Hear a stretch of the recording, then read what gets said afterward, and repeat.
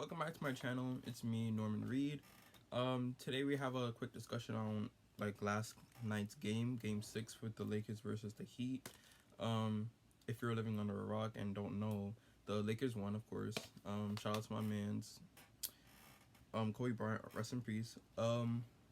Before I even dive deep into that analysis of the game, I would like y'all to just comment and subscribe, or comment, and subscribe, and let's get into it.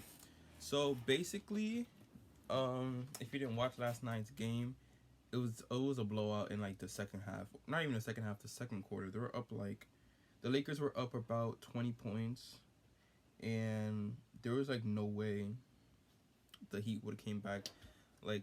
If you just look from the Heat, if you look at the Heat's offensive capabilities, they only have Jimmy Butler, they had Tyler Hero, and they had Duncan Robinson, but the Lakers was just playing lock-up defense, and that just basically led to the Heat not being able to put up points on the board and caused basically their downfall. But so correction. The last video I uploaded, I thought the Lakers were going to win in 5 games, and they would have won in the Mamba jerseys that they wore, but that didn't happen. It was basically game 5 and came down to one possession game. Let me just walk you through that possession again. LeBron had the ball. He had a pick and roll with Danny Green. He came downhill. He drew 4 to 3 defenders. Basically, nobody was surrounding the top of the key. He passed the ball out to Danny Green. Danny Green had a wide open shot. He shot the ball, missed. Then I think Morris got the rebound. He tried to pass the ball into Anthony Davis, and he threw it out of bounds.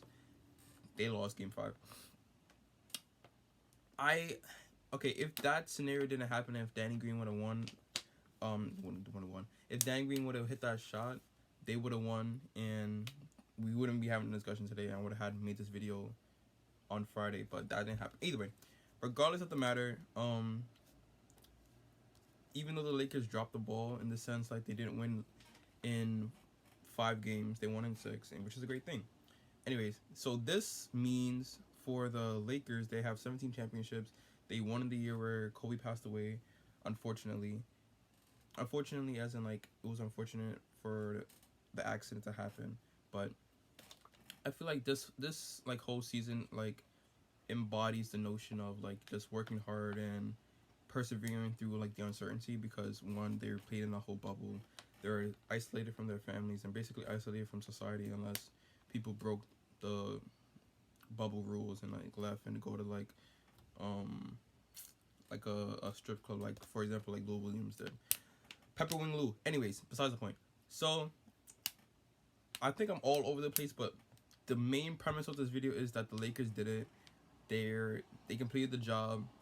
They're champions. LeBron's 4th Finals MVP, which is kind of ridiculous if you think about it in the grand scheme of things, in NBA history.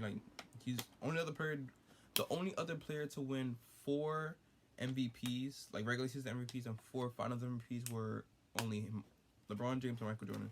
So maybe the GOAT debate or whoever talks about that with NBA analysts can have fun with that. But long story short, LeBron, he's a legend.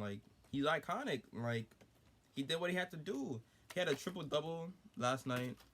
Anthony Davis, I think, had a calm double-double. Caldwell Pope was cashing. Danny Green had a good game yesterday.